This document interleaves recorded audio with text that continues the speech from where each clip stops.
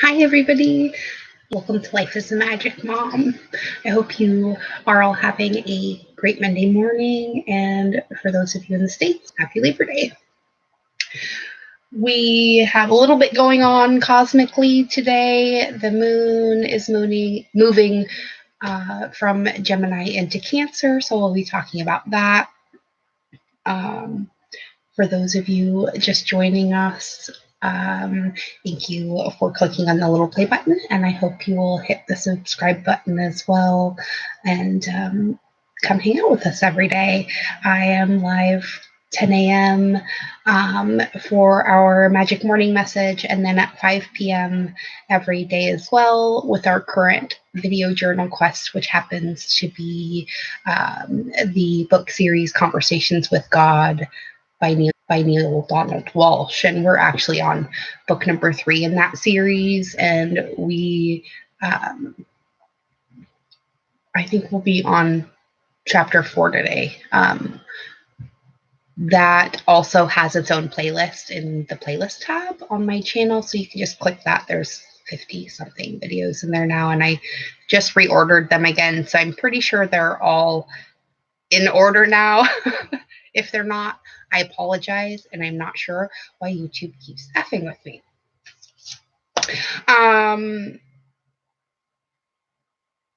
So I hope you guys all brought your coffee. We are going to talk a little bit about the moon moving from Gemini into Cancer, which actually should bring a lot of us a little bit more sense of security. Gemini is kind of high strung and doesn't really know what it wants a lot of the time. So we've all been feeling slightly discombobulated lately, trying to figure out what the F is going on.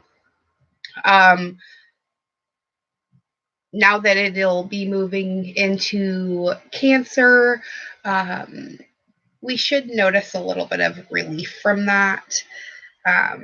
Cancer has to do with home and things like where we retreat to, our families, where we go for comfort. And these are all things that are going to be highlighted today, especially moving into the evening hours of today.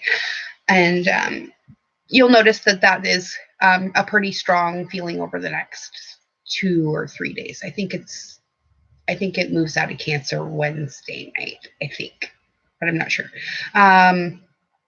I didn't get exact times for this.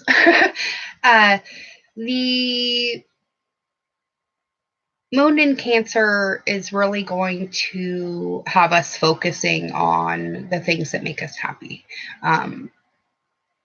The things that we do that make us feel a sense of home and belonging. And I've noticed that has been the way the energy's been shifting over the last few days. I didn't realize until today why. Now that explains it. So the Cancer moon is pretty soft and really comforting. And I think we all kind of needed that after the bounceability of this last Gemini phase. Now we're all kind of coming back home to regroup a little bit before Saturn goes direct on Wednesday too. So that's also something we'll be talking about this week during our morning messages. The only other thing I think that was... Mercury will be going into Virgo in a couple days too. So we'll be looking more at our finances and things like that as well later on this week too. I think that's pretty much it for today. Cosmically, how about we jump over to the cards and see what they have to say? We are going to use the Wild Unknown Tarot by Kim Kranz, the Woman Runes deck by Bridget's Grove, or Molly Reamer from Bridget's Grove, and the Steampunk Tarot by Barbara Moore. I may pull another card from somewhere else too, but I haven't quite decided yet. We'll see how it goes. Let's get this stuff out of the way. I'm going to just move my camera down a tiny bit so you can sort of see what I'm doing. There we go. That's a little bit better. Try not to cut my head off all the way.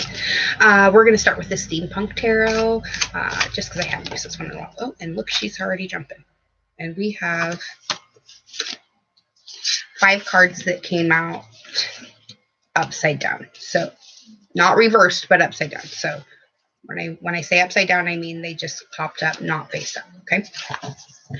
Now let's move on to the Wild Unknown and see what she has to say to clarify these. Wow, we got some dumpy cards today, guys. The messages are coming through strong today, it looks like. I really want that card, I know. Is there another one? I think there's one more. We're just going to shuffle one more time. And there it is. All right. And let's see what the Woman Runes deck has to say as well. All of our cards today have... Oh, I say that and then one pops up face up.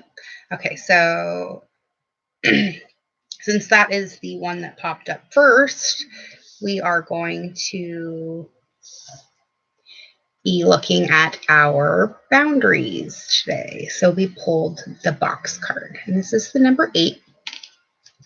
And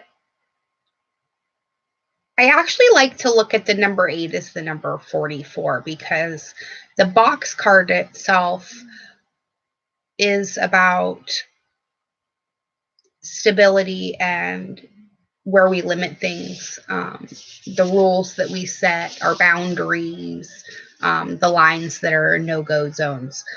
And for me, those things change too much to be considered the number 8, because the number 8 represents infinity to me.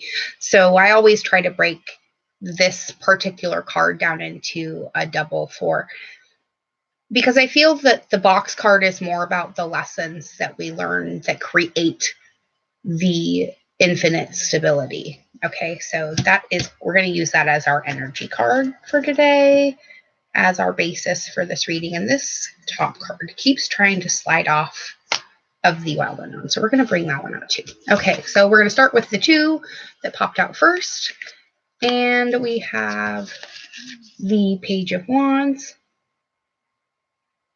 okay, and the 2 of Cups.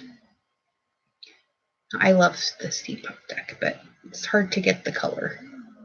There we go. Okay, so they're in traditional decks and normal, all the other decks. The 2 of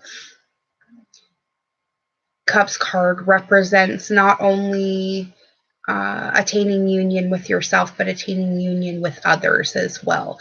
So this is about attaining ultimate harmony in our relationships. If you look really close, I don't know if I can get it to, you can see the yin and the yang symbol at the top of the card. I don't know if I can get it to focus. There we go.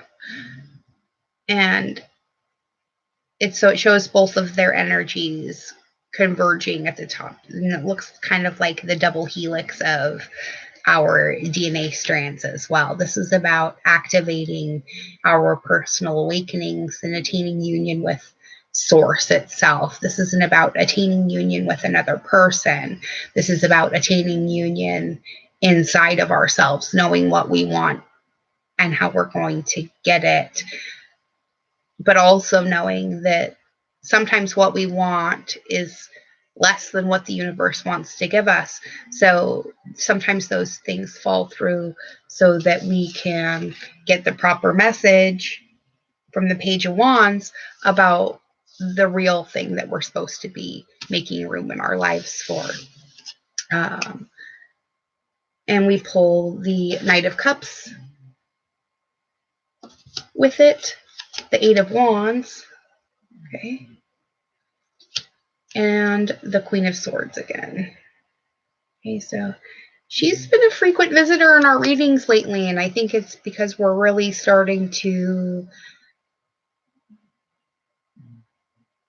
realize that even though all this shit keeps being thrown at us from the universe, the message that we keep getting is keep going. Your ultimate fulfillment is at hand, but you just have to keep walking. And that's going to be easiest if we take our emotions out of it most of the way and realize sometimes the best ideas are born of logic, and then we back them with the passion of our emotion. But first, they must be well seated in our minds before we can make that manifestation occur. Let's see what the Wild Unknown deck has to say.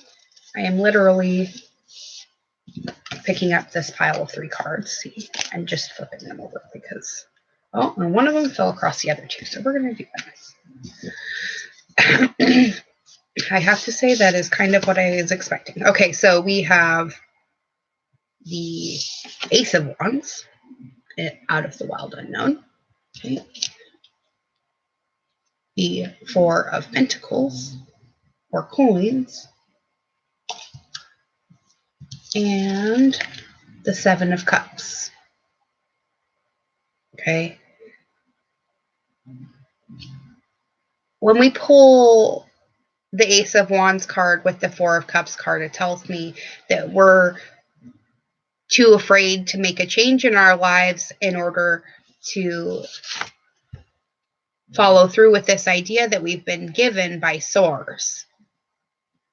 And if we're letting ourselves stay stuck in that fear, and we start hoarding our prosperity instead of giving it away like we're supposed to in order to call in more of what we wanted or desired, our lives become indecisive. The Seven of Cups card is normally depicted with 7 cups full of different things and somebody standing in front of them going, I don't know which one I want. So don't become indecisive if the message you received today is a little bit different than the one that you thought you were going to get.